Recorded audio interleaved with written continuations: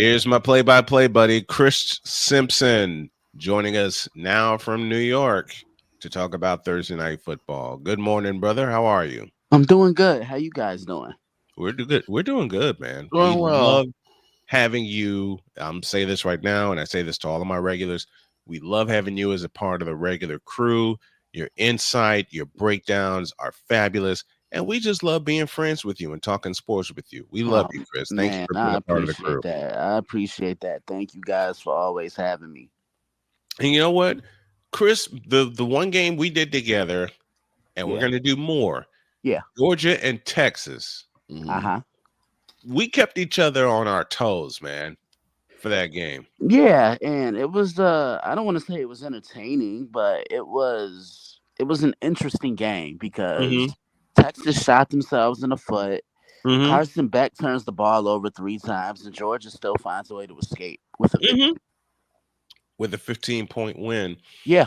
And I asked Chris after the game, how did I do? Because I always ask my broadcast partners, Victor and Craig Hill and many, many others, how did I do?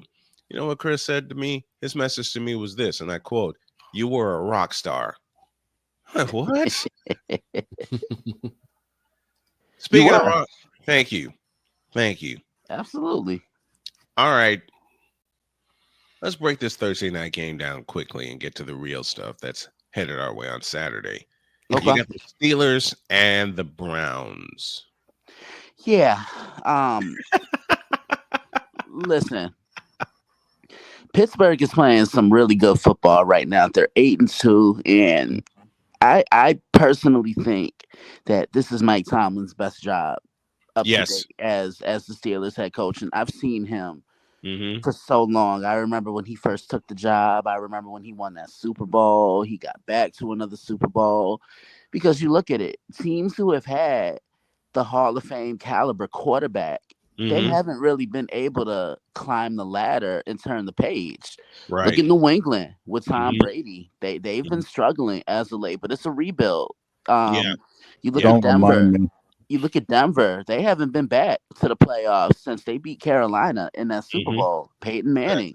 You Mhm. look at New Orleans with the Saints and Drew Brees, and look at the position that they're in right now. And Mike Tomlin had Ben Roethlisberger, who we know is going to be a pretty much a lock to be a first ballot Easy. Hall of Famer, and Easy. he still kept this team afloat. There's no big superstar outside of T.J. Watt that's on this team, but Russell Wilson is here, and I mean, since he's come in, they haven't lost a game. They're running the football. They're playing really good defense, and in the AFC all year long, you've heard about Kansas City, Buffalo, Mhm. Baltimore, Houston, the Jets. I don't know why. And the Steelers just seem to just be fine under the radar. You know what I'm Mhm. saying? They're going about business, and I just don't see anybody catching them in this division right now. No, I don't see anyone catching them either. And Pittsburgh has proven me wrong to this point. Pittsburgh has definitely proven me wrong, sitting at 8-2 in charge of the North Division. Then you got the mess in Cleveland, and yes, it is a mess. Yeah, I thought I'd see a little bit more of a spark with Mhm. Jameis Winston, but they've only won that one game against Baltimore. Didn't look good against the Saints. Didn't look good against the Chargers. Yeah, Cleveland is definitely a mess right now, and I'm curious to see what direction they're gonna go in after this year because I wouldn't be surprised if they decided to part ways with Kevin Stefanski. Yeah. Yeah, Do I'm you seeing think? that too. Do you think for the foreseeable future, this is going to be the Jameis Winston team rather than Deshaun Watson team? Because I think it needs to be because Mhm. look, I've seen body language in football for years, and I just noticed guys didn't want to play with Deshaun Watson. You know, he's getting knocked down. They're not helping him up. Mhm. And I know he's been more than a distraction, but with Jameis, you see, they play hard for him, Yeah, even when they they're do. down they by do. 2 or 3 They do. touchdowns. You know, they're Yep. they're still running their routes, still trying to block people, swarming to the ball defensively. I mean, you see a difference. You see a Mm-hmm. difference. You see that they believe they have found a leader in Yeah, Yeah. Jameis that they did not have with Deshaun at all. exactly. So how do they part ways with Deshaun if they can? Because the biggest elephant in the room is that guaranteed contract that Cleveland gave Deshaun Watson, and Mhm. Deshaun has not lived up to it. Let's just be honest. At all. No, I mean, ever since he came to Cleveland, he's only played what I say, 19 games. Yeah, Mm-hmm. yeah. They're definitely in a bind with this. I'm very anxious to see what they're gonna do and how they're gonna go about Mm-hmm. trying to part ways with Deshaun Watson. He hasn't been the same guy No, since he Houston. I mean, hasn't. the last great season he put together was 2020, and I honestly think if Houston had a better record that year, Deshaun to me would have been the front runner Yeah, for MVP. Yeah. yeah, and he'd still be in Houston, Yeah, Without absolutely. question. and he would still be in Houston if they didn't set him up for that scandal, and he laid right into the trap. Yep, he Yep. Deshaun, did. you got to do better. Okay, he walked right into the trap that Houston set for him Mhm. because he was becoming bigger than the franchise. He Yeah. was. He was. And in certain situations, you gotta put the team before your Yourself. your personal goals. I mean, why do you Yep. think they were able to succeed in New England so Hmm. much? Because guys weren't getting the top dollar, but they put No. the team in winning Hmm. before their personal goals. Same with the 49ers of the 80s. Absolutely. With them signing, and I look back at this. Let's go back to 83. Who did they sign as a free agent to help their running game because Amos Lawrence had departed? A fellow named Wendell Tyler, who had a Super Bowl appearance with the Rams at the time. What did Tyler do? Help get him to Super Bowl 19. They didn't pay top dollar for him, but they needed a running back. And then, of course, later they drafted Roger Craig, and then after that, Tom Rathman. But that's how they set everything up. That's how they do everything. The best teams put the team ahead of the individual. The late Bo Schembechler, the late great Bo Schembechler said it best. No man is bigger than the team. No coach is bigger than the team. Yep. You Mhm. look at the teams in the NFL right now that are getting it together, and I still include the 49ers because they've been beat up by injury and still got that next man up mentality. And I'm gonna add an addendum to that. No owner is bigger than the team. Exactly. Exactly. Gerald Exactly. Jones, hello. Hmm. Took the words right out my mouth. Robert Kraft, are you listening? And Woody Johnson, are you listening? Hmm. That's where we're going Hmm. next. I was going to say Are you Virginia McCaskey. surprised, Chris, that the Jets let go of Joe Douglas?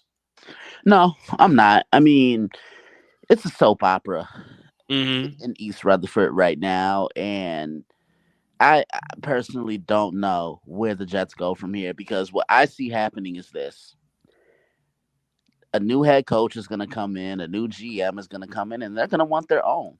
Yes. And I personally think I don't think Aaron Rodgers is going to be playing for the Jets No. next year. I'll crack No. up if he goes to Minnesota because this will be Hmm. deja vu all over Yep. again. With But Brett Favre, because Brett Favre went to Minnesota. bingo. Mhm. Because the Aaron Rodgers experiment with the New York Jets just has not panned out. He can't handle it It out has here. failed. They've really underachieved, and Hmm. yeah, what else is there really to say? They got a long road ahead of them. The Jets do a They long do. road ahead of them. They do. Let's turn to our game of the weekend, and it's not in pro football; it's in college football, and it's at the Horseshoe, Ohio Stadium in Columbus. The biggest game in the history of Indiana Hoosiers football is this Saturday at noon. And I'm kind of mad it's a noon game.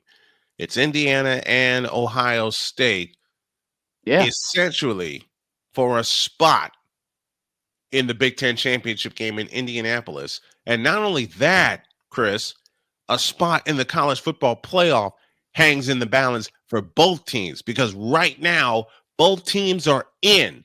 They're both on the road. Yes. Well, Indiana's at home. I beg your pardon. That's how they're slotted now. Do one of these two teams, whoever, let me rephrase. Does the winner of this game on Saturday deliver a knockout punch to the other? I could see it. Listen, Indiana's been a great story this year. They have one of the better offenses in the Big Ten, and they also play with the same energy on the defensive side. Kurt Signetti has made a believer out of these young men. Kurtis Rourke coming over from Ohio. They have weapons galore. They can run the ball. They can win shootouts. They can ugly games up. You saw what they did against Michigan. It wasn't pretty, but they were able to survive and win that football game. Then, Ohio State, they've bounced back nicely since the loss in Eugene to the Oregon Ducks. And that's who everyone's looking up to right now in the Big Ten. And, Ohio State wants another shot at Oregon. Buckeyes. Yeah, you know what I'm saying? They want a shot at Oregon. Yeah, but this is a big game for Ryan Day because he has struggled against top 5 opponents. I will say that much. This Ohio State defense, to me, they're the best defense in college football. And this is exactly why Ryan Day hired Jim Knowles to revamp that defense. They do it in every tier. They can rush the passer. The linebackers can either be sent on blitzes or they can cover in the secondary. It's good. When you add a guy like Caleb Downs, a jack of all trades guy who can play at the line of scrimmage, who can play back in coverage, who can roam around to the ball, make tackles. I mean, this is going to be a fun one. This is going to be a collision course. Both teams are going to bring their A game. And yeah, I can't wait to talk about it more. I can't wait to broadcast that game on Saturday. Go ahead. I wanted to ask Chris on this. What did the loss between that Baltimore suffered against Pittsburgh, how does that affect them going forward? It affects them in the way, can we get everybody's best when we feel we're at our best? Because that's the thing about the Ravens. They seem to shrink in big games against big time opponents. And that was the worst Lamar Jackson has looked all year. And I personally think that the formula when you play the Baltimore Ravens is simple. You got to keep Lamar in the pocket, make him a pocket passer. Do not allow him to buy time with his feet. And if you can limit Derrick Henry and meet him at the line of scrimmage and the Ravens give him less than 20 carries, you beat the Baltimore Ravens. I go back to the AFC Championship game against the Chiefs. They had the Chiefs where they wanted them, and that was in Baltimore. We talked about this. Yep, big crowd. Everything's going Baltimore's way after their win in the divisional round. And then the Chiefs showed up with the perfect plan to stop the Ravens. And that is to make Lamar Jackson one-dimensional. Not only that, it was Baltimore's offense, because going into that game, what was the Ravens' bread and butter last year? Running the football. They only ran the ball about 6 or 7 times in that game, and that fell right into the Chiefs' hands there. But look what's happening now. Now. They refused. They abjectly refuse to run the football through Derrick Henry. And I've been saying that since this season started. They need to let Derrick Henry cook, even if he's only getting 2, 3, 4 yards a carry. That's still 2, 3 yards a carry that will force more people in the box to try and stop him, and opens up the top for Lamar Jackson to throw downfield. Exactly.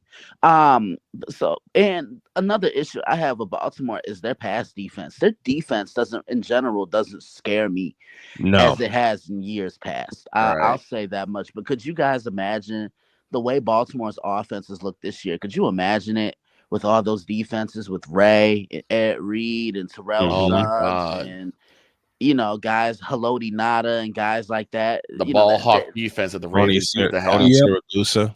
Yeah, and listen, the run stopper himself, Tony Siragusa. Yeah, and Big Sam Adams. exactly. I think they're the front runner right now to win the Super Bowl if both sides of the ball are playing consistently. Yes. Now, my biggest question dealing with the league in general is why have they really gotten away from the run game? Who, Baltimore? No, the entire league. Well, it's not a Most of the run. I team. mean, look, it's a pass-driven league. Everybody wants to see the quarterbacks. I'm an old school guy. Same. Run the football, control the line of scrimmage, win the time of possession battle, and like you just said, what does that force the defense to do? Load up the box, let everybody sit on the line of scrimmage. You can use your play action, and then that helps open up your passing game. I've often said running the football is the equivalent to taking the basketball to the hole. Well, how did the West Coast offense was put together by the late great Bill Walsh? Okay, and everybody thinks it's a passing offense. No, what is the West Coast offense predicated upon? Running the football. Look at the running backs that the 49ers had in their dynasty run. You went from Roger Craig to Ricky Waters. What did they both do? They ran the football. Even though the Bears were, kind of that team that was great in the regular season, but not so well in the postseason, they were doing their best when they were running the football under Lovie Smith, when they had Thomas Jones, Cedric Benson, Matt Forte. I'll go back further than that. When they had Walter Payton, Matt Sewell, Neil Anderson. And you look at some of these last Super Bowl winning teams. What have they done? They've been able to run the football. Tampa Bay is the perfect example. 2020. This is when playoff Leonard Fournette was born. The Chiefs last year, they were able to establish Isaiah Pacheco. You look at New England and the 6 times they won. Well, more recently, the last time, Sony Michel. So, running the football still pays dividends, if you ask me. It does. And Right now, for me, there's only one team that's really been doing it right, and that's the Detroit Lions. Yes. I'm going to tell you guys something. It's so funny you bring that up. You know who these Lions kind of remind me of a little bit? And I want you to hear me out when I say this. Okay. They kind of remind me of the Indianapolis Colts with Peyton Manning. And I'll explain. The Colts had 2 good wide receivers. Reggie Wayne, who I hope gets his gold jacket, and Marvin Harris. He needs it. Gold jacket. He deserves it. The Lions have Amon-Ra St. Brown, and they have Jameson Williams. Right. The Colts always had 2 good running backs, whether it was Edgerrin James and Dominic Rhodes, and look at what the Lions have now. They have with David Montgomery and Jameer Gibbs. Jameer Gibbs. The Lions have a good tight end in Sam Laporta. The Colts had a good tight end in Dallas Clark. Yeah. Look, in no way, shape, or form am I comparing Jared Goff to a Hall of Famer in Peyton Manning, but they both are efficient and they both know how to pick their spots. So I see a lot of similarities between the two. Yeah. Chris Simpson joining us to talk football on Simpson's Football Chatter. All of our guests appear via the Invader Coffee guest line. All right, Chris. Does Pittsburgh run away tonight? No. I think Pittsburgh wins, but I think Cleveland will somewhat make it interesting because this is a rivalry game. Those fans are going to be into it. And believe it or not, Mike Tomlin struggles a little bit on Thursday nights. I read he has a 2-8 record all time on Thursday nights. I'm not saying, that's going to be a contributing factor tonight, but I do think the Steelers win this game. Yeah. Mr. Dog, what are the numbers for this game? Do you have them? Yeah, what are the numbers? Steelers favored by 3.5. Over unders at 37. Yeah, I'll take the under. I'll take the under because, as Chris said, Pittsburgh seems to struggle on Thursday nights. Yeah, and this is a divisional opponent. I'm gonna say this. I will take the Browns to cover, but I'm gonna take the Steelers to win. And same. I wouldn't be surprised if we see a couple more run plays using Justin Fields. That is a kind of a weird aspect, Chris. Why are they using Justin Fields for these run plays with him being under center? Because Russell Wilson's a little bit older now, and I think they're focused on keeping him as strictly a pocket passer. He can move the pocket, but look, Russell's past his prime, and he doesn't really have that wiggle in that shift that he once did. Now, on short yardage situations, why not? Justin's younger. He's a little bit more athletic. Okay. Yeah, it's kind of it's reminding me of what the Steelers had with Cordell Stewart. Yeah, yes. I agree. It's kind of reminding me what they have with Cordell Stewart when they would bring him in. I agree. For short yardage situations, or it was the beginning when they had Cordell Stewart. It was the beginning of the RPO, the run pass option. Yeah, that read option. Yep. It wasn't necessarily the read option. It was an it was an RPO, especially with the athleticism of Cordell Stewart. Right. The athleticism of Cordell Stewart. One more note before we get out of here, and that note is for Colorado. Yeah. The Buffs are bowl eligible. I will ask you this. Can they be playoff eligible at the end of the season? If they beat BYU, then most definitely. They're starting to run the football. Offensive line is playing better. But most importantly, you're getting quality play from Shedeur Sanders. And this team goes as he goes. Right. Right. Who's Colorado play this weekend? Kansas. And is this that was one of the games. Is that in Boulder or is that in? That's in Kansas. That's in Kansas City because they're rebuilding. And Colorado's only a 2.5 point favorite. I understand.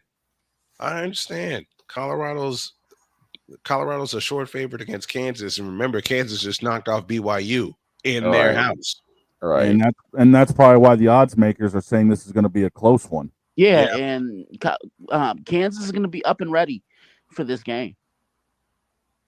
3:30 kickoff. Yep. That's a great one to look at. Great one we're doing. The first one we're doing Saturday is Indiana and Ohio State from Columbus. We'll kick everything off at 11 with the Wanna Parlay countdown to kickoff. And yes, it's a fundraiser. I'll explain that one later. Chris Simpson joining us here on the program to talk all kinds of football. Brother, thank you so much. We love you. And love you guys I hope back. to have you on Saturday for the very least for the pregame show. I appreciate man. All right, I'll talk to you guys soon. Have a great rest of the show. Take care, Chris. Yep.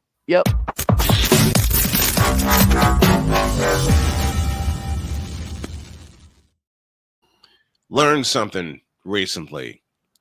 If the last name Rourke sounds familiar to all fans of Ohio football, it should, because Kurtis Rourke is the younger brother of the remarkable Nathan Rourke, who Robert Kraft let go. Yeah, that's the biggest mistake the Patriots ever made. Was letting Nathan Rourke walk. And unfortunately, when it comes down to things this season, guess what? It is you, Robert. You screwed up. You completely screwed up. And quite frankly, you're lucky that this is the worst you've done. Everything else is stacked up to the point where it's about to tumble over on you. If I may, Snowman, I'm going to have to call out somebody. Okay. Let's take a break. I was about to say we've hit halftime. Yeah. Let's take our halftime break. And we come back, not only will Victor call out somebody, but so will I.